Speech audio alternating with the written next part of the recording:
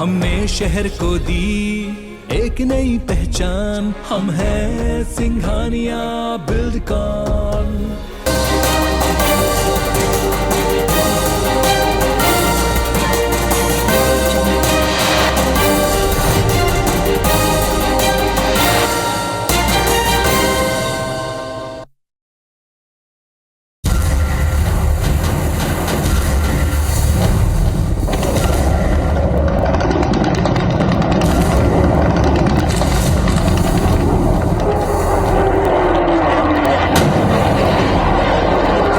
रूस और यूक्रेन के बीच जारी जंग में वहां फंसे भारतीय छात्र और उनके परिजन बेहद परेशान हैं। मध्य प्रदेश और छत्तीसगढ़ के सैकड़ों छात्र अब भी यूक्रेन के अलग अलग शहरों में फंसे हुए हैं। रूस की लगातार बमबारी के बीच यूक्रेन में फंसे भारतीयों को एयरलिफ्ट करने की जद्दोजहद जारी है, लेकिन अब भी कई छात्र वहां फंसे हुए हैं। कोई बंकर में छिपकर अपनी जान बचा रहा है तो कोई घर वापसी के लिए बॉर्डर पर इंतजार कर रहा है।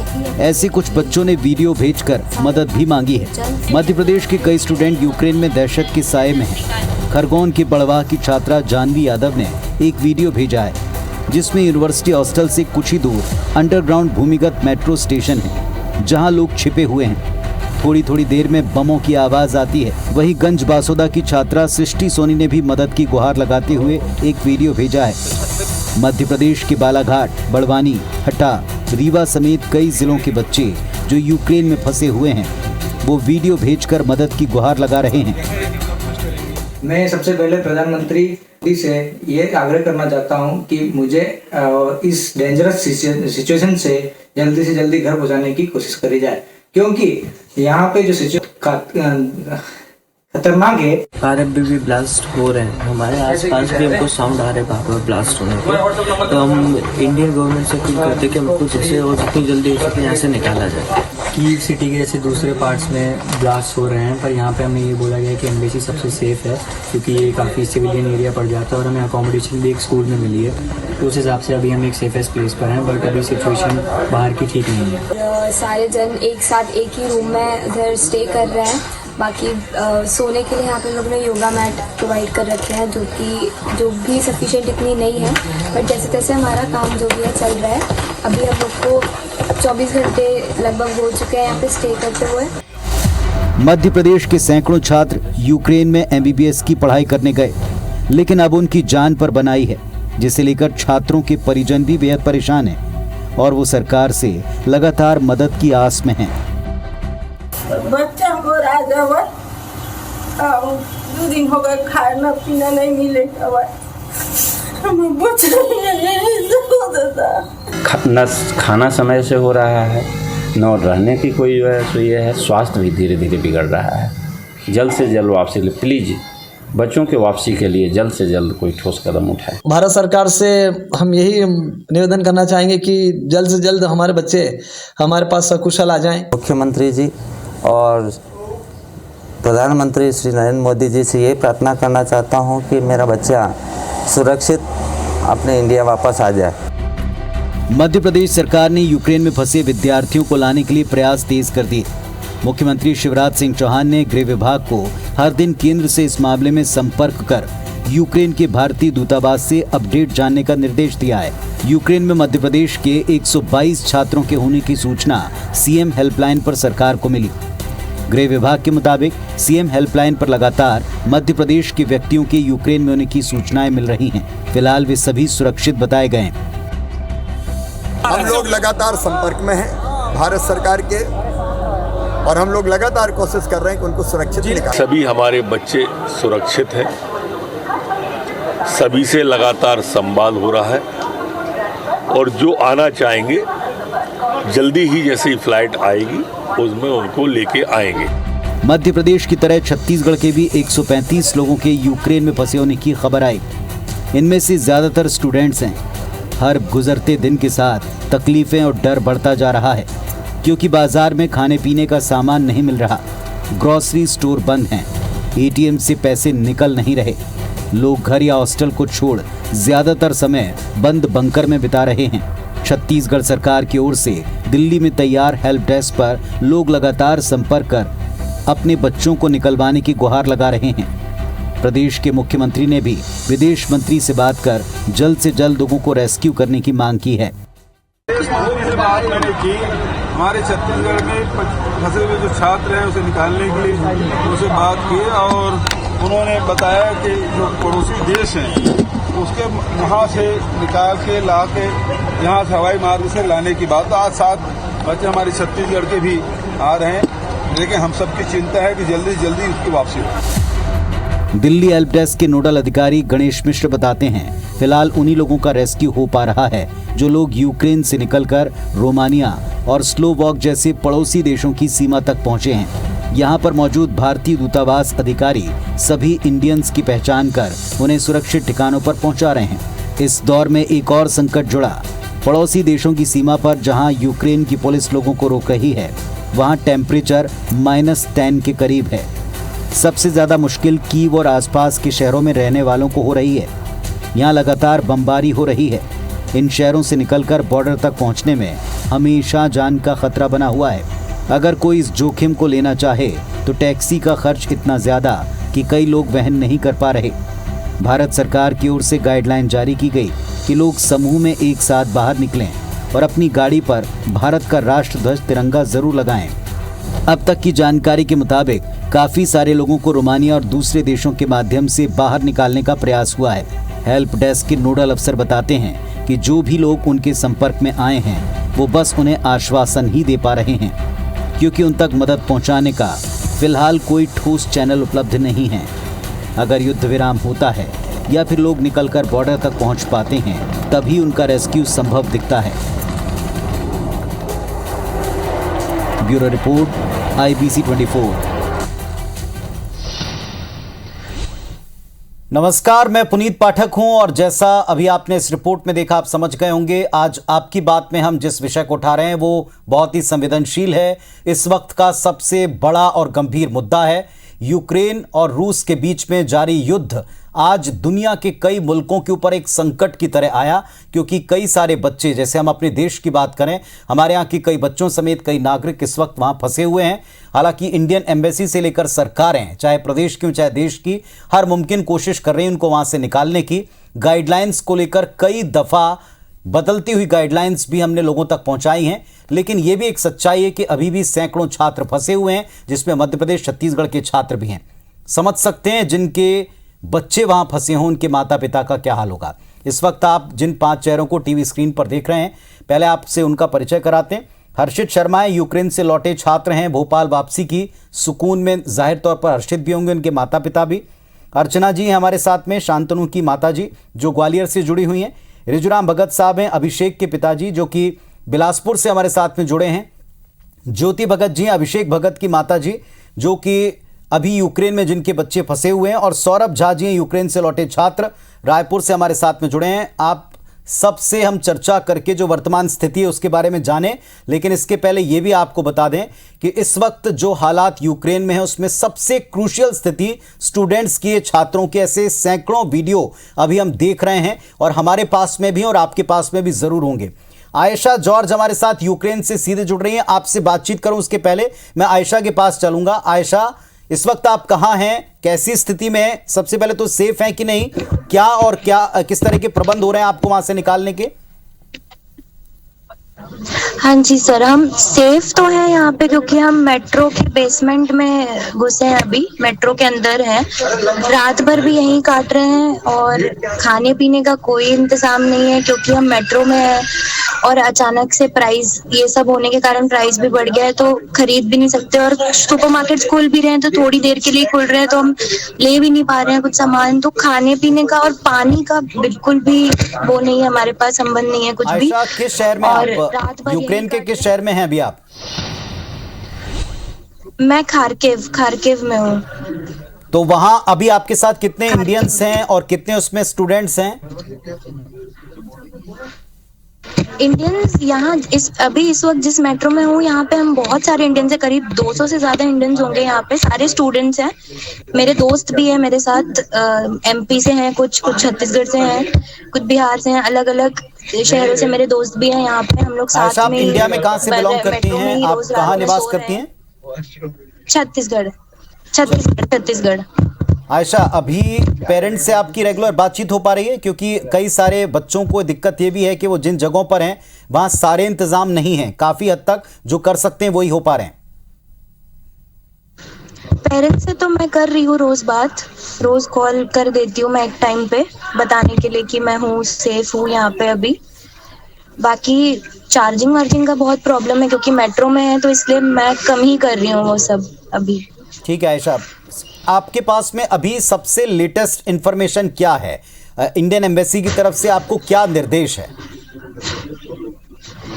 इंडियन एम्बेसी की तरफ से यही है कि अभी जो लोग खार्किव साइड में, माने कि जो लोग ईस्ट साइड में है, मतलब हम लोग ईस्ट साइड में जो कि कीव, ओडेसा, खार्किव, ये सब जगहों में जो लोग हैं वो लोग कहीं मूव नहीं कर सकते हैं, क्योंकि यहाँ से वेस्ट साइड बहुत ही दूर है, कम से कम 2000 किलोमीटर दूर है, तो हम मूव कर ही नहीं सकते।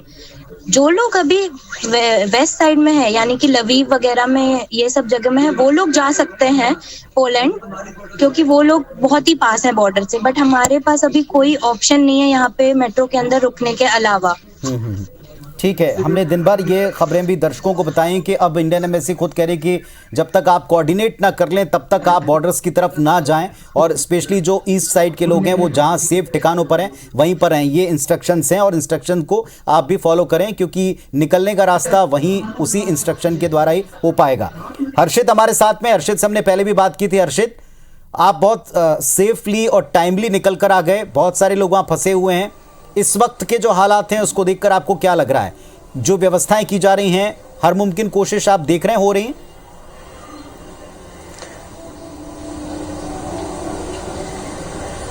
जी मैं यही कहना चाहूँगा, और मैं काफ़ी टाइम से ये कह रहा हूँ कि सरकार काम बहुत अच्छा कर रही है, बट यही काम सरकार अगर एक हफ्ते पहले से करने लगती तो मेरे ख्याल से आज रिजल्ट कुछ और होता। काफ़ी सारे स्टूडेंट ऑलरेडी यहाँ पे पहुँच चुके होते मेरे ख्याल से, और मेरे साथ जो और भी स्टूडेंट्स हैं उनका भी यही कहना है, वो पहले से भी यही कह रहे थे कि इंडियन एम्बेसी इंडियन स्टूडेंट्स का ध्यान रखती है हर तरीके से, बट थोड़ा सा अप्रोच इंडियन एम्बेसी और यूनिवर्सिटीज के बीच में कहीं ना कहीं डिले हुआ, ये मुझे लगता है और मेरे सारे फ्रेंड्स को यही लगता है।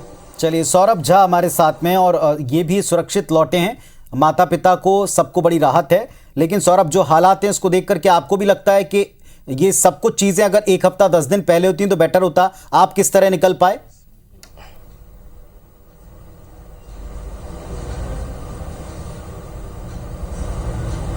हाँ सर, ये तो हर्षित ने सही बोला, ये हो जाता तो पहले बहुत बेटर रहता, बट ठीक है, एम्बेसी ने एक बार बोल दिया था, बट सेकंड टाइम ने भी बोला कि निकल जाए, तो फिर टेम्पररी निकल जाने वहां से बोला गया था। बट और भी बहुत सारे बच्चों ने टिकट कराई जो कि 23, 24 के बाद हुआ। जैसे मैंने 22 को आ गया, तो सब बोल रहे लकी है तू आ गया, सही है, बट हमारे फ्रेंड्स भी फंसे हुए हैं, अभी और ज्यादा क्रिटिकल कंडीशन हो गया है। और उस टाइम और ज्यादा मुझे ये लगा था कि मतलब बॉर्डर्स पे लड़ाइयाँ स्टार्ट हो गई थी, तब मुझे लगा अब तो निकलना चाहिए। बिल्कुल। सौरभ, एक चीज़ हमको जो स्टूडेंट्स हमने पहले बातचीत की थी उन्होंने बताया कि एक तो यूनिवर्सिटी ने भी उनको बहुत लेट ये कहा कि ठीक है अब आप जा सकते हैं, और दूसरा जो एडवाइजरी जारी थी उसमें 2 बड़ी बाधाएं थी। पहली चीज़ ये, एक तो टिकट अवेलेबिलिटी, उसकी कॉस्ट, और दूसरी तरफ यूनिवर्सिटी की अनुमति।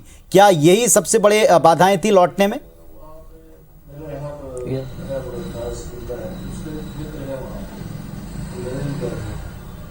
हाँ सर, ये भी यूनिवर्सिटी ने भी थोड़ा बताया, पहले ऑनलाइन बता दिया था उन्होंने कि ऑनलाइन कर सकते हैं अपने अपने मतलब कंट्री जाके, और ये सब भी। और फिर क्या बोलते हैं, जैसे टिकट्स की बात हुई, टिकट्स भी जैसे ही बताया सेकंड टाइम एम्बेसी ने बोल दिया तो रश एकदम रश हो गया, टिकट जल्दी भर गया। चलिए, तो हमारे साथ में कुछ पेरेंट्स भी हैं। रिजुराम भगत जी हैं, अभिषेक भगत के पिताजी। रिजुराम जी, जो अभी स्थिति है परिवारों की, ये किसी से भी छिपी हुई नहीं है। आपकी अभिषेक से लास्ट कब बात हुई है, कहां वो हैं, क्या उसकी स्थिति है?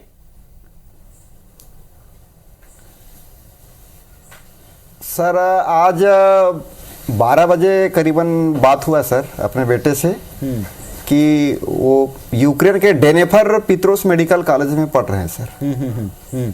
तो वहाँ की स्थिति तो उतना ज़्यादा नहीं है, लेकिन बच्चे पूरा भयभीत हो गए हैं। 24 तारीख को जो वहाँ बम ब्लास्ट हुआ तब से यानी बच्चे वो रात को सो नहीं रहे हैं डर के मारे, क्योंकि रात को कब अटैक हो जाए और वो अपन भाग नहीं पाए। कह के रात को सोते नहीं, दिन में सोते हैं। और खाने पीने की जो सामान है वो ढंग से मिल नहीं रहा है, पानी बाहर से मंगवाते हैं, वो सब समस्या खड़ी हो रही है अभी। तो इंडियन गवर्नमेंट बहुत अच्छा पहल किया है कि बच्चों को वहाँ से निकालने की योजना जो बनी है। माननीय प्रधानमंत्री से मैं आग्रह करूँगा कि जो फ्लाइट जो भेज रहे हैं, जो 3 ये हंगरी में, रोमानिया में, कहाँ शहर में जो भेजे हैं, वो फ्लाइट की संख्या अगर बढ़ा देते तो बच्चे बहुत जल्दी यानी कि निकल जाते सर। मैं यही आग्रह करूँगा कि फ्लाइट की संख्या को बढ़ाएं, की संख्या को बढ़ाना चाहिए। ज्योति भगत जी भी हैं, अभिषेक के माता जी भी हैं, स्टूडेंट हैं। ज्योति जी, जो इस समय आप महसूस कर रही होंगी, ये वो माँ बाप ही समझ सकते हैं जो अपने बच्चों को पढ़ने के लिए बाहर भेजते हैं। लेकिन अभी धैर्य भी रखना है और हिम्मत भी बांधना है। आपकी बच्चों से लगातार बात हो रही होगी, सबसे बड़ी दिक्कतें जो हैं उनको दूर करने का प्रयास सरकारें कर रही हैं।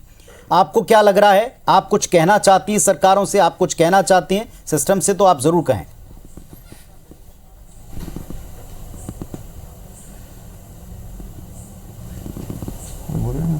हेलो जी ज्योति जी, कहें, आप अपनी बात रख दें जो कहना चाहती हैं। जी सर। हाँ सर, हाँ सर, बच्चे लोग जहाँ है डेनेफर में है, वहाँ बुधवार को जो ब्लास्ट हुआ था, बच्चे लोग 5 बजे सुने, उसके बाद उसी दिन से डरे हुए हैं सर, समय हुए हैं। उसके बाद में अभी तो बात हुआ है 12 बजे, बोल रहे थे कि पानी खाने के लिए ये सब समस्या आ रही है, और शाम को 10 बजे से कर्फ्यू लग जाता है, बाहर निकलने भी नहीं दे रहे हैं। चलिए ठीक है, हमारे साथ में एक और स्टूडेंट हैं नीलेश जायसवाल, जो इस वक्त यूक्रेन में फंसे हुए हैं। नीलेश, अगर आप मुझे सुन पा रहे हैं, अगर मैं ऑडिबल हूं तो बताएं आप कहां पर हैं, किस स्थिति में हैं, किस शहर में अभी आप वहां? जी सर, मैं यहाँ की यूक्रेन की राजधानी कीव में हूँ। यहाँ की कंडीशन बहुत ज़्यादा ही खराब हो गया है। ऐसा है कि कोई भी टाइप कुछ भी हो सकता है, तो डेली दिनों दिन यहाँ की कंडीशन बहुत ज़्यादा खराब होती जा रहा है। कल ही बमबारी हुआ, परसों डेली होते जा रहा है। अपना गवर्नमेंट, छत्तीसगढ़ गवर्नमेंट, भारत सरकार से यही निवेदन है कि जितना भी स्टूडेंट है यहाँ से जल्द से जल्द उनको निकाल ले और अपने देश में वापस ले जाए। नीलेश, आप कहाँ से, आप छत्तीसगढ़ से बिलोंग करते हैं? उनको बढ़ाने की थोड़ा कोशिश करें, जैसे कि 2 ही फ्लाइट भेज रहे हैं, 2-3 फ्लाइट उसको 4-5 फ्लाइट कर दे तो यहाँ सबकी जान बचाई जा सकती है, क्योंकि यहाँ की सिचुएशन बहुत ज़्यादा ही खराब होते जा रही है। आज से ही यहाँ की कर्फ्यू स्टार्ट हो गया है, नाइट कर्फ्यू। तो बेटर यही है कि, और गवर्नमेंट को अपना धन्यवाद देना चाहता हूँ, भारत सरकार को जो इतना प्रयास कर रहे हैं, इसी को थोड़ा और तेजी से कर दे, जो फ्लाइट की संख्या बढ़ा दे, तो हम सबकी जान बचाई जा सकती है। क्योंकि यहाँ इस टाइम पैसा की कोई वैल्यू नहीं है किसी के जिंदगी के सामने। बस मेरी यही रिक्वेस्ट है। नीलेश, इस समय कीव सबसे ज्यादा खतरनाक पोजीशन में है और वहां पर मिलिट्री ऑपरेशन दोनों तरफ से सबसे स्ट्रांग हैं। अभी इस समय आपके पास में क्या निर्देश हैं कीव छोड़ने को लेकर, वहीं बने रहने को लेकर, सेफ निकालने को लेकर आपको क्या इंस्ट्रक्शन है इस समय? जी सर, यहाँ रहना बहुत मुश्किल है। जैसे एग्जाम्पल के लिए जेल में रहना तो बहुत सही है, लेकिन यहाँ अपना जिंदगी को एक प्रकार से नहीं मान लो, ऐसे कि वही है कि यहाँ से निकाला जाए जल्द से जल्द। जी, भारत सरकार से मेरी यही रिक्वेस्ट है। आप छत्तीसगढ़ बिलोंग करते हैं? जी सर, मैं छत्तीसगढ़ से बिलोंग करता हूँ, बिलासपुर जिले से, चोरहा सिंघनपुरी ग्राम से। आपके पास में अभी, कि अगर इस आपके पास में अभी वहां से निकालने को लेकर कोई गाइडलाइन आई है हाल फिलहाल में? गाइडलाइन आई है कि यहाँ से जो रोमानिया है और पोलैंड उधर से निकाले जा रहे हैं, लेकिन यहाँ तो पूरा रोडवे सब बंद है यहाँ से, तो कुछ ऑप्शन ही नहीं मिल रहा है यहाँ से निकलने के लिए। मैं अभी यही बंकर के अंदर हूँ यहाँ, यहाँ खाने पीने सोने जगने सब बहुत दिक्कत है यहाँ। यहाँ है कि अगर अभी खाने के लिए कुछ मुश्किल भी है, अभी मिल रहा है खाना पीना, लेकिन स्टोरेज अगर यहाँ सामने जो दुकान खुला है वहां से अगर स्टोरेज लास्ट हो जाएगा तो भी मुश्किल, खाना भी मुश्किल है, ऐसा कंडीशन है। चलिए, तो ये नीलेश जायसवाल हैं जो कि बिलासपुर छत्तीसगढ़, जहां अपनी मातृभूमि और वहां के सरकार से वो गुहार लगा रहे हैं। ये भी कह रहे हैं कि सरकार प्रयास तो करे लेकिन थोड़ा और तेजी से जल्दी से प्रयास होता तो बेहतर होता। अर्चना जी हमारे साथ में है, अर्चना बामन गया जी शांतनु की माता जी ग्वालियर से हमारे साथ में जुड़ी। अर्चना जी, माता पिता की स्थिति माता पिता ही समझ सकते हैं।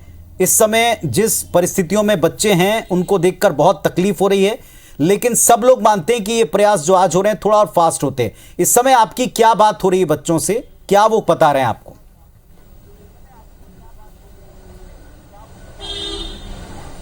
सर, मेरा बच्चा यूक्रेन में लवीव यूनिवर्सिटी का स्टूडेंट है और पास में पोलैंड रहता है 80 किलोमीटर।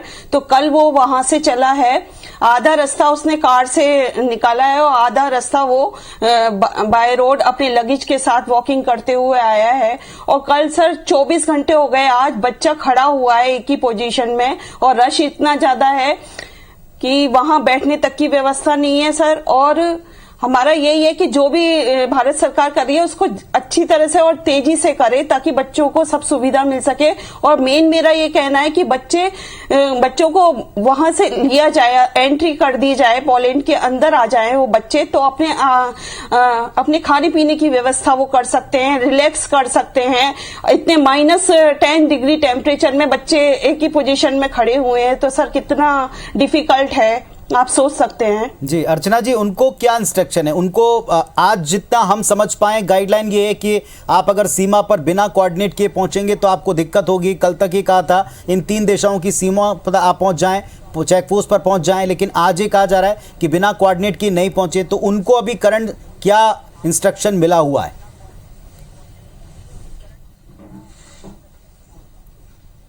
नहीं, कल सर जब वो निकले थे तब उन्हें यही एडवाइजरी दी गई थी कि जो जहां से पास है वहां चला जाए। तो मेरे बेटे ने भी यही डिसीजन लिया अपने फ्रेंड के साथ कि वो पोलैंड क्योंकि पास था 80 किलोमीटर, तो वो वहां आ गए। लेकिन अभी वो बॉर्डर पर ही हैं, एक ही सिचुएशन में है, उनको अंदर नहीं लिया जा रहा है सर। और रश बहुत ज्यादा है, आज ऐसा लग रहा है कि 11 बजे फिर से गेट लग जाएंगे, तो आज भी पॉसिबल हो पाएगा कि नहीं। चलिए, तो ये स्थिति है और हमारे साथ में ये तमाम लोग बने रहेंगे और हम लगातार तमाम स्टूडेंट से जुड़ने की कोशिश कर रहे हैं। और ये प्रोग्राम को दिखाने का, बताने का मकसद ये ताकि जो लोग जहां भी फंसे हुए हैं उनके बारे में जितने भी प्रयास हो रहे हैं उनमें और थोड़ी सी तेजी लाने का प्रयास हो सके। रूस यूक्रेन के बीच में वॉर जारी है और इस वॉर के शिकार भारतीय भी हैं, क्योंकि वहां कई सारे भारतीय इस वक्त फंसे हैं। सबसे ज्यादा सांसत में जान उन स्टूडेंट्स की है जो मेडिकल की पढ़ाई करने वहां अलग अलग सिटीज में वहां फंसे हुए हैं। और इस वक्त उनकी सबसे बड़ी एक ही मंशा है कि किसी तरह वो अपनी वतन वापसी कर सकें। हमारे साथ में दिव्यांशा साहू जुड़ी हैं सीधे यूक्रेन से। पहले दिव्यांशा के पास ही मैं जाऊंगा। दिव्यांशा, कहां पर अभी आप हैं, किस शहर में हैं, क्या स्थिति है अभी वहां पर, क्या इंस्ट्रक्शन है आपको? सर देखिए, हम अभी कीव में है जो कि हमारी यूक्रेन की कैपिटल है, यहीं पे मेरी यूनिवर्सिटी है। और सर यहाँ पे सिचुएशन बहुत ही ज्यादा बदतर होती जा रही है। दिन पे दिन ब्लास्ट की जो बोले ना नंबर्स है वो बढ़ते जा रहे हैं। हम लोग अभी अपने हॉस्टल आ चुके हैं, क्योंकि उससे पहले 2 रातें मैंने और मेरे दोस्तों ने अंडरग्राउंड मेट्रो में बिताई है, जो कि हम लोगों को बहुत ही बोलते स्कैरी नाइट्स थी। तो अब हम अपने हॉस्टल में आ चुके हैं। ये हमारा हॉस्टल का अंडरग्राउंड है और यहाँ पे कम से कम 200 से 200 बच्चों के अप्रॉक्स कुछ होंगे। और मैं आपको दिखा सकती हूँ कि यहाँ पे हम लोग किस तरह बैठे हैं, किस तरह की सिचुएशन फेस कर रहे हैं। आप ये देख सकते हैं कि यहाँ पे हम सब लोग इतनी ज्यादा क्वांटिटी में है, यहाँ पे स्पेस इतना है नहीं है, चीज इतनी अवेलेबल नहीं है, बट हमें रहना पड़ेगा क्योंकि हमें अपनी जान ज्यादा प्यारी है। जी, आपने जो स्थिति दिखाई है हम समझ सकते हैं दिव्यांशा। थोड़ा धैर्य और थोड़ा साहस रखना ही होगा, क्योंकि इसके अलावा कोई और ऑप्शन है नहीं। इंडिया में आप कहां से बिलोंग करती हैं और अभी आपके पास में, क्योंकि कीव सबसे ज्यादा डेंजरस पॉइंट पर है, इंस्ट्रक्शन क्या है अभी आपको? जी सर, मैं इंडिया में मध्य प्रदेश से हूँ, टीकमगढ़ जिले से। और सर हमें अभी इंस्ट्रक्शन यही दिए गए हैं कि आप जहाँ पर है वहीं पर रहे। लेकिन सर हमें एक चीज है कि जैसे एवोकेशन स्टार्ट हो चुका है, लोग बच्चों को बुलाना वापस स्टार्ट हो गया है, लेकिन जो सबसे डेंजरस प्लेसेस है बच्चों के लिए, खारकीव और कीव, यहाँ पे अभी हमें कोई भी एडवाइजरी या ऐसा कुछ हमें तक आया नहीं है कि हम कैसे यहाँ से बॉर्डर्स तक पहुंचे, क्योंकि जो फ्लाइट्स है वो कीव नहीं आएंगे, वो आएंगे बॉर्डर्स पे आएंगे, जैसे कि पोलैंड हो गया या हंगरी हो गई है, यहाँ पे रोमानिया। तो हमारे लिए सबसे बड़ी प्रॉब्लम है कि हम अपने कीव से उस जगह तक कैसे पहुंचे, क्योंकि यहाँ से जो डिस्टेंस है वो 9 घंटे की है और कोई 10 घंटे की है। तो अब हमें इंडियन एम्बेसी से, बच्चे बहुत इंडियन एम्बेसी में है, उनने पूछा है तो उनके पास भी कोई जवाब नहीं है कि वो हमारे लिए कोई बस कराए, कोई ट्रेन कराए जिससे हम यहाँ से बॉर्डर्स तक पहुंचे। अभी हमारे लिए सबसे बड़ी यही प्रॉब्लम है कि हम यहाँ से बॉर्डर्स तक कैसे निकले, और हमें इंडियन एम्बेसी से कोई भी अभी हेल्प नहीं मिल रही है कि हम यहाँ से इस जगह से कैसे निकले। सर मेरे साथ मेरे दोस्त भी हैं। हो पा रही है, उनको आप बता पा रही हैं सारी सिचुएशन, उनसे कांटेक्ट हो पा रहा है आपका? जी सर, थोड़ा बहुत हो पा रहा है क्योंकि इंटरनेट में भी थोड़ी प्रॉब्लम हो जाती है, कर्फ्यू हो जाता है तो हम उतना नहीं कर पा रहे हैं। मैं यहाँ पे अपने दोस्तों के साथ हूँ। हेलो सर जी, अपना नाम बताएं, आप कहाँ से इंडिया में, और अपनी बात अगर रखना चाहते हैं तो बिल्कुल रखें। सर मेरा नाम निधि शर्मा और मैं हिमाचल हमीरपुर से बिलोंग करती हूँ सर। और सर हम यहाँ पे 200 लोग बच्चे हैं। तो सर वही है कि हमारी भारत सरकार से यही विनती है कि हमें जल्दी से जल्दी यहाँ से निकाल लिया जाए, क्योंकि हम मेन कीव सिटी में है, कैपिटल में है हम यूक्रेन की, और जहाँ पे अटैक हो रहे हैं सर। आप जब ये सारी बातें आप कह रही हैं तब आप लाइव लगातार पूरे देश में, बल्कि सैटेलाइट के द्वारा कई सारे कंट्रीज में देख रही हैं। आपकी बात भी निश्चित तौर पर गवर्नमेंट भी सुन रही होगी। आपको पास में जब तक इंस्ट्रक्शन ना आए तब तक आप लोग सेफ रहें, उम्मीद हम करते हैं। आप बने रहिए हमारे साथ में। ईशा हमारे साथ में जुड़ी हैं, ईशा बामन गया जो शांतनु की बहन है। ईशा, आपकी भाई से बात हो पा रही है, वो क्या कह रहे हैं, उनको एग्जैक्टली क्या, जैसा मैं बताया लवीव यूनिवर्सिटी में वो पढ़ते हैं और पोलैंड बॉर्डर तक वो खुद से रिस्क लेकर पहुंच गए। जो बच्चे कीव में फंसे वो सोच रहे हैं कि बॉर्डर तक पहुंच जाएं, लेकिन जो बॉर्डर पर पहुंच गए उनके पास में भी कोई इंस्ट्रक्शन नहीं है अभी। सर उनके पास कोई इंतजाम ही नहीं है, वहाँ पे कोई शेल्टर नहीं है, और वहाँ पे -10 डिग्री है और इतनी ठंड में वहाँ पे रहना, बिना पानी बिना खाने के। वहाँ पे इतना रश है 30,000 लोगों में कि वहाँ पे बैठने की जगह तक नहीं है। और वो कल 20 किलोमीटर पैदल चल के बॉर्डर तक गए हैं, और अभी पता चला है कि 5 बजे जो है बॉर्डर फिर से बंद होने वाली है, और वो भी वहाँ पे 4:50 हो रहे हैं। तो अब पता नहीं है कि वो अभी कहाँ पे फिर वहीं पे खड़े रहेंगे कि क्या करेंगे। जी ईशा, जो भारत में प्रयास हो रहे हैं उनको क्या आप मानते हैं सफिशिएंट है? पहली बात। नंबर दूसरी बात ये कि इंडिया में पेरेंट्स भी, आप लोग भी बहुत कोशिश कर रहे होंगे। आप लोगों ने अभी लास्ट रिसेंटली कहां बातचीत की और क्या उत्तर मिला है?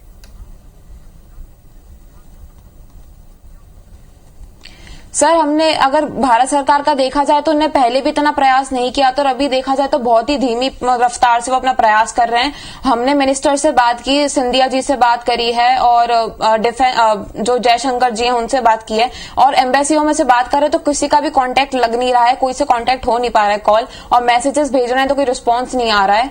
तो बहुत ही इनएफिशिएंट काम कर रहे हैं लोग अभी। चलिए, हर्षित हमारे साथ में जो सुरक्षित लौट कर आए और भोपाल पहुंचे थे, मुझे याद है जब वो पहली तस्वीर हमने हर्षित की देखी थी, जब उन्होंने स्टेशन के ऊपर भी उतरे थे और पेरेंट्स के हम हाव भाव देख रहे थे। हर्षित, हम फिर कहेंगे आप लकी हैं कि आप वक्त रहते आप आए हैं, क्योंकि अब हालात बहुत ही क्रूशियल हैं और डे बाय डे ये सिचुएशन और टाइट होती जा रही है, कठिन हो रही है। टाइट कॉर्नर्स में तमाम विद्यार्थी इस समय दिख रहे हैं। आपको लग रहा है कि वहाँ जो स्टूडेंट्स हैं उनको लेकर के कुछ और होना चाहिए था या और जल्दी चीज़ें होनी चाहिए थी? आप अपने स्वयं के प्रयासों से निकले, ये आपसे लोग पूछते हैं क्योंकि आप सेफ आए।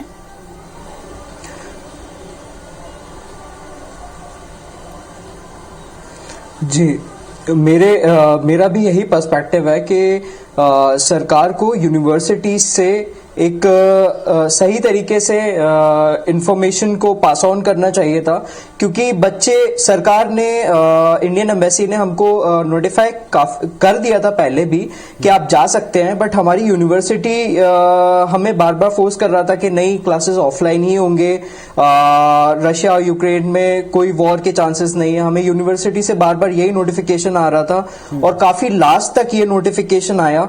मेरी फ्लाइट 22 ऑफ फरवरी की थी। 21 ऑफ फरवरी तक यूनिवर्सिटी से ऐसा कोई भी क्लियर नोटिस नहीं था कि क्लासेस ऑनलाइन करी जाएंगी।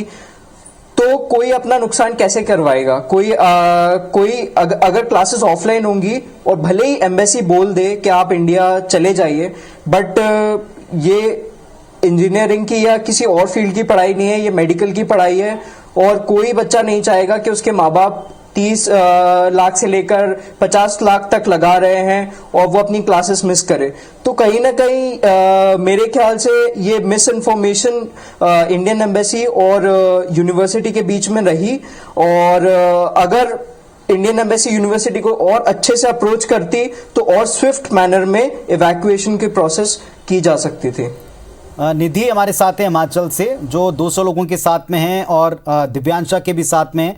दिव्यांशा, निधि, क्या अभी आप लोगों के पास, चूंकि आपने बताया हॉस्टल पहुंच गए, नज़ारा भी दिखाया, 200 लोग हैं, लेकिन क्या सेफ्टी और खाना वो है आप लोगों के पास? क्योंकि हॉस्टल में तो व्यवस्था होगी बच्चों के रुकने के लायक।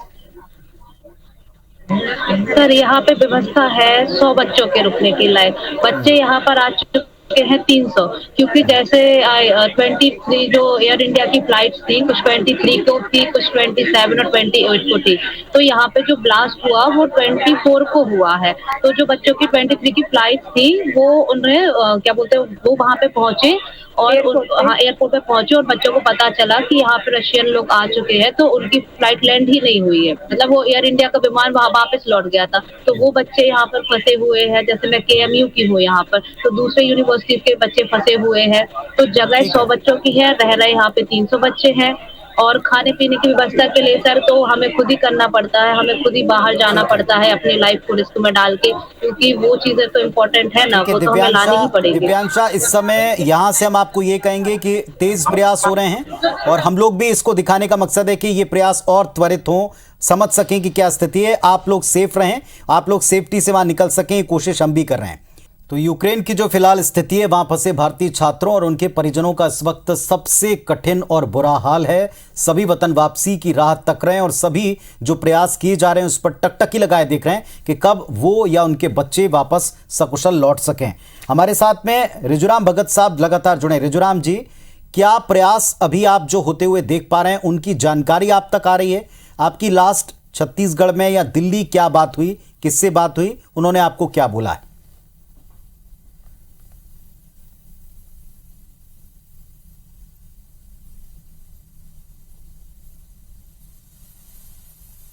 अब डेनेफर में है, वहाँ पे भी वही 24 तारीख को बम ब्लास्ट हुआ। उसके बाद में बच्चे पूरा भयभीत हो गए हैं और क्या है, हॉस्टल में ही रहते हैं और वहाँ का सिचुएशन ऐसे ख़राब होती जा रही कि अब वो खाने पीने की सामान वगैरह भी, पानी वगैरह बाहर से मंगाते हैं तो पानी वगैरह का भी समस्या आ रही है। और बच्चे रात को डर के मारे बिल्कुल सो नहीं रहे हैं, पूरा रात भर जगते हैं, दिन में सोते हैं। तो बात तो हो रही बच्चे से, लेकिन हम लोग भारत सरकार से बहुत अच्छी पहल की है कि इंडियन जितने भी बच्चे हैं, वहाँ के जो नागरिक हैं, उसको निकालने के लिए प्रयास की जा रही है। तो मैं चैनल के माध्यम से अपने भारत सरकार को मैं आग्रह करूँगा कि जो फ्लाइट की जो संख्या है इसको बढ़ाएं सर, क्योंकि 1-2 फ्लाइट करेंगे तो बहुत सारे बच्चे हैं, उसमें ज़्यादा निकाल नहीं पाएंगे। तो फ्लाइट की संख्या, जैसे हंगरी है, रोमानिया है, कहाँ पे जो हुआ है, तो फ्लाइट की संख्या को जितना अधिक बढ़ाएंगे तो बच्चे, मेरे कहना है कि 1-2 दिन में ही सभी बच्चे निकल जाएंगे। हर्षित हमारे साथ जुड़े। हर्षित, आपको नहीं लगता जो अभी यहाँ कह रहे हैं अभिषेक के पिताजी, लेकिन उससे भी पहले शायद ये करना पड़ेगा कि बच्चों को सेफ, जहाँ तक फ्लाइट पहुँच पा रही है बॉर्डर, जैसा हमको शांतनु की बहन बता रही हैं कि वो तो खड़े हुए हैं बॉर्डर पर, लेकिन बॉर्डर क्रॉस ही नहीं कर पा रहे। तो शायद पहले ये व्यवस्था करना ठीक होगा कि उन लोगों को एक आइडेंटिटी के साथ में पहले दूसरे देश की बॉर्डर पर पहुंचा के बॉर्डर क्रॉस कराई जाए, तब तो वो वहाँ से प्लेन तक पहुँच पाएंगे।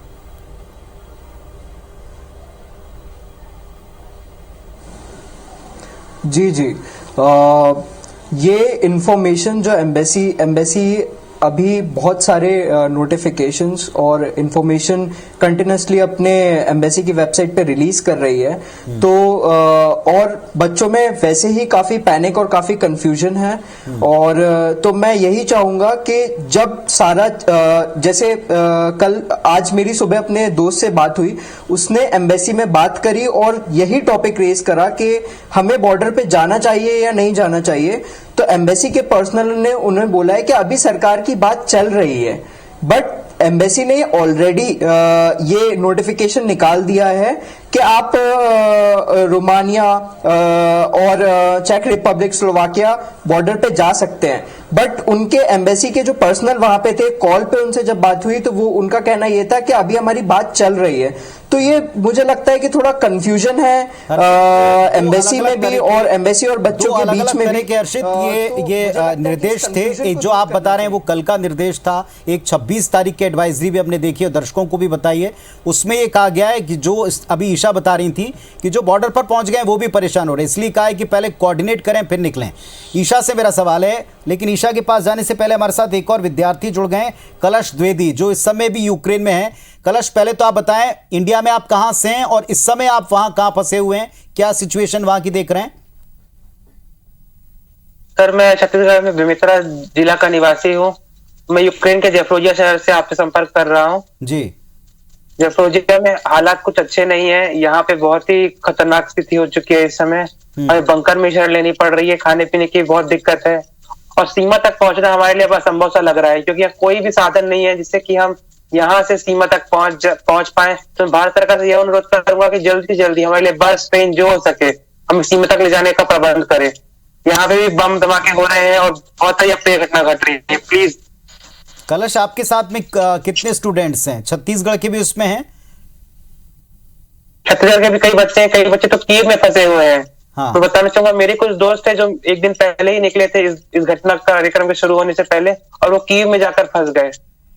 तो बड़ी मुश्किल से उन्होंने दूसरे कॉलेजों में। शहर है वो कीव से कितना डिस्टेंस के ऊपर है? जैसा आपने कहा शेलिंग आपके यहाँ भी हो रही, बॉम्बिंग आपके यहाँ भी हो रही, तो कीव से आपका शहर कितनी दूरी के ऊपर है? और आपके हॉस्टल में जहां भाई आप रुके हैं वहां कितने स्टूडेंट फंसे हैं? हमारे हॉस्टल में कम से कम 1200 से 1300 बच्चे होंगे अभी, और हमारा शहर कीव से मतलब 10 घंटे की दूरी पे है, लगभग 1200 किलोमीटर के आसपास होगा। और हमारा जो शहर है ये यूक्रेन के ईस्ट साउथ पार्ट में आता है, उत्तर दक्षिण हिस्से में है।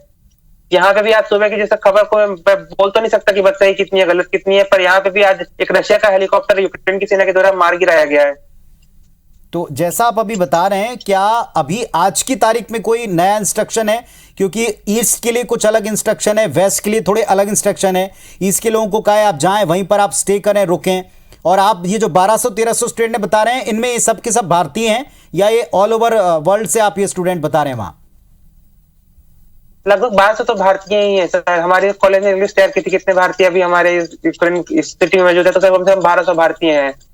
तो कुछ निकल पाए कि सबके सब अभी वहीं स्टक हैं?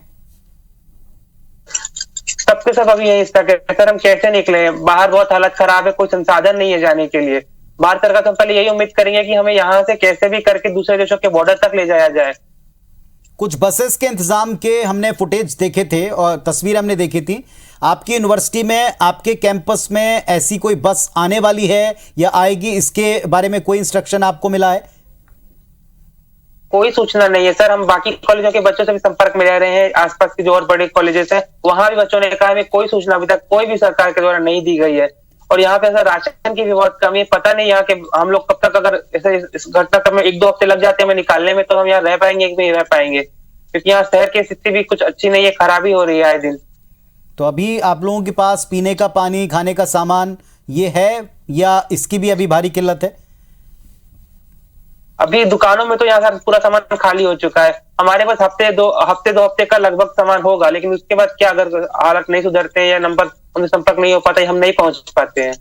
आपके जो एम्बेसी हैं उनके लोगों से, अधिकारियों से सीधे कोई वार्तालाप हुई है? क्योंकि कुछ स्टूडेंट्स हमने बात की तो उन्होंने कहा है कि हमने डायरेक्टली बातचीत की है तो हमको रुकने के लिए कहा है। हाँ सर, रुकने के लिए तो नोटिस में उन्होंने कह दिया है, पर कैसे रुके जब हमारे पास रुकने लायक बेसिक बुनियादी चीजें ही ना हो? कैसे रुके हम? कैसे, कहाँ से लाए खाना पानी जब ये दुकानों में अवेलेबल ही ना हो, चाहे अफरा तफरी का माहौल हो? कलश, बात हो रही घर पे, बात हुई बेमित्रा में, घर पे आपकी बातचीत हुई, आप उनको बता पा रहे हैं ये स्थितियां हैं? ये सब मैं उनको बता पा रहा हूँ। अब आधा टाइम तो हमारा बंकर में कट जाता है, आधी रात तो कई बार बंकर के लिए भागना पड़ता है सायरन बजते ही। हालात यहाँ पे बहुत ही ज्यादा खराब है सर। चलिए कलश, आप थोड़ा धैर्य और थोड़ी हिम्मत रखें। ये कार्यक्रम करने का मकसद ही है कि लोगों की थोड़ी सी और जानकारी बढ़े कि एक्चुअल स्थिति वहां पर है क्या। जिस तरह आप ये स्थानीय स्थितियों को देख रहे हैं, जो लोग बॉर्डर पर पहुंच गए वो भी बहुत परेशान हैं। हमारे साथ में ईशा हैं जिनके भाई इस समय पोलैंड बॉर्डर के ऊपर पहुंच चुके हैं, बावजूद इसके वो वहां से निकल नहीं पाए। ईशा, अभी हमने देखा है कि एक प्लेन देर रात को आने वाला है और एक और प्लेन ऐसा बताया गया है कि वो कल तक आ सकता है। इसमें वो आ पाएंगे नहीं आ पाएंगे और कितने स्टूडेंट आ पाएंगे ये अब तक क्लियर नहीं है। क्या इंडिया से कोई ठोस जानकारी मिल पा रही है कि कब तक वो नंबर आ सकता है?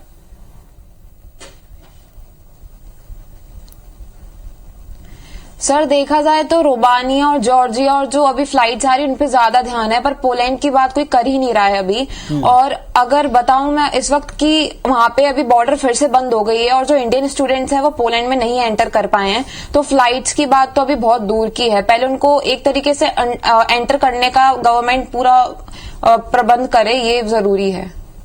हमारे साथ में जितने भी लोग जुड़ रहे हैं सबका कंसर्न, सबकी चिंता इसी बात को लेकर के है कि अभी आप जो कुछ भी कर रहे हैं उसको थोड़ा और फास्ट मोड में करते तो शायद बेहतर स्थितियां होती। सौरभ हैं जो रायपुर लौट आए हैं यूक्रेन से और माता पिता बड़ा रिलीफ अभी महसूस कर रहे होंगे। सौरभ, आपके भी तमाम स्टूडेंट साथी वहां होंगे, कितने लोग हैं आपके मुताबिक छत्तीसगढ़ के स्टूडेंट, यदि आप बता पाएं, जो वहां पर अभी फंसे हुए हैं, जो अब भी इंतजार में हैं?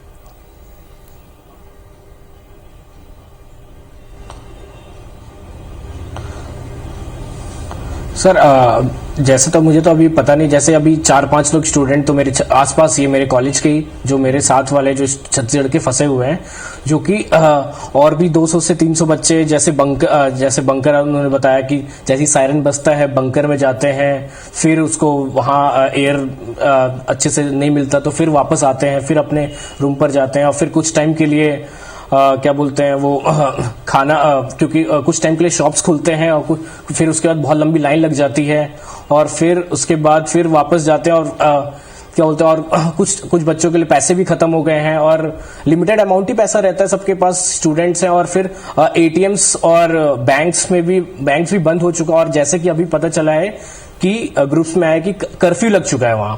अब बताइए, और शूट एंड शाउट का ऑर्डर हो चुका है कि जैसे ही कोई निकलेगा उसको सिविलियंस, क्योंकि उसको रशियन मानेंगे, एनिमीज मानेंगे। अब बताइए कैसे करेंगे लोग वहां? चलिए ठीक है, ये सब ऑर्डर आ रहा है। यूक्रेन से एक और स्टूडेंट हमारे साथ में जुड़ रहे हैं, नंद प्रकाश जुड़े हुए। नंद प्रकाश, कहां पर अभी आप हैं और इंडिया में कहां से हैं? क्या सिचुएशन वहां देख पा रहे हैं? सर मैं लुगांस रीजन में रुबिजना नाम की जगह है वहां पे हूं और यहाँ लुगांस मेडिकल यूनिवर्सिटी है, यहाँ मैं पढ़ता हूँ। और नंद प्रकाश, यहाँ मैं अकेला रहता हूँ। चेहरा क्लियर नहीं देख पा रहे हैं, अगर हो सके तो थोड़ा मोबाइल अपने, हाँ अब हम आपका थोड़ा सा चेहरा देख पा रहे हैं अभी। जी आई थिंक जी प्लीज आप अपनी बात कंटिन्यू। इंडिया में आप कहां से हैं? मैं इंडिया अनूपपुर में पापा मम्मी है वहां से हूँ मैं, अनूपपुर से, मध्य प्रदेश। जी बिल्कुल, जिस तरीके से स्थितियां अभी वहां हैं नंद प्रकाश, वो बहुत ही क्रूशियल हो चुकी हैं। अभी वहां पर इंस्ट्रक्शन हमने दो तरह के सुने हैं, पहला ये कि बॉर्डर पहुंचे, दूसरा ये कि जहां है वहीं पर हैं। आपके पास में क्या जानकारी? सर मेरी आज बात हुई है एम्बेसी में और मेरे दोस्तों ने भी बात करी, जो हेल्पलाइन नंबर जो वहाँ रिलीज किया गया है, वहाँ उनका कहना है कि अगर तुम लोग अपने रिस्क पे आ सकते हो वेस्ट की तरफ तो आ सकते हो, वरना हमारी कोई जिम्मेदारी नहीं है। तो वेस्ट का वो बॉर्डर कितना डिस्टेंस रखता है जहां भी आप हैं? यहाँ से सर वो मेरे ख्याल से 1500 से 2000 किलोमीटर के आसपास है अप्रॉक्स, और ये नामुमकिन है तो ऐसी कोई, क्योंकि आज ऐसा अभी कोई कुछ व्हीकल या बस की कोई व्यवस्था फिलहाल नहीं आपको मिल रही, दिख रही है? कुछ नहीं, कुछ भी नहीं है, कुछ भी नहीं है सर, कुछ भी नहीं। मैंने इस बात के लिए बात करने के लिए फोन लगाया तो जितने भी नंबर है कॉल काट दिया जा रहा है, कोई कॉल पिक करने के कोई तैयार नहीं है। और अभी कुछ घंटे पहले इस क्षेत्र में तकरीबन 25 से 30 मिसाइलें दागी गई हैं। और आप देख सकते हैं मैं किस तरह से बैठा हूं, 2 जैकेट और अंदर शर्ट पहन करके। किसी भी समय मुझे भागना है, और ये मेरे रहने का, मैंने इस तरह से ये जगह बना रखा है, आप देख सकते हैं यहाँ। मैं यहाँ बेड लगा करके रह रहा हूँ। स्क्रीन करके दिखा रहे हैं दर्शकों को, ताकि लोग जो लाइव देख रहे हैं वो भी थोड़ा समझ सकें। जहां पर अभी आप हैं, कितने स्टूडेंट हैं वहां? नंबर्स कितना होगा उनका? मैं जिस जगह मैं यहाँ पे हूँ, यहाँ इंडियन स्टूडेंट कम से कम 40-50 होंगे, लेकिन मेरे कांटेक्ट में नहीं है, क्योंकि सारे लोगों को तो मैं नहीं जानता हूँ। मेरे ग्रुप के 4-5 लोग हैं और तकरीबन 16 लोग और हैं जिनसे मेरी बात हो रही है।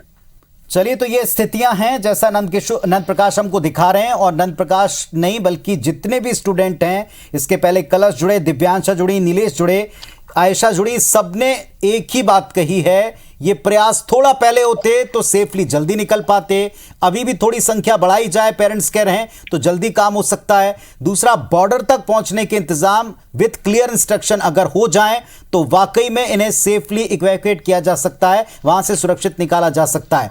उम्मीद करेंगे इस कार्यक्रम के बाद में और थोड़ी तेजी आए इस पूरे प्रयास में, और सारे बच्चे जिनसे हमने बातचीत की या जो भी वहां फंसे हैं वो सेफली अपने घर, अपने माता पिता के पास लौट सकें। आप सबका शुक्रिया। उम्मीद करते हैं आपके साथ हम भी प्रार्थना करते हैं हालात सुधरें और जल्दी वापसी हो। धन्यवाद, थैंक यू।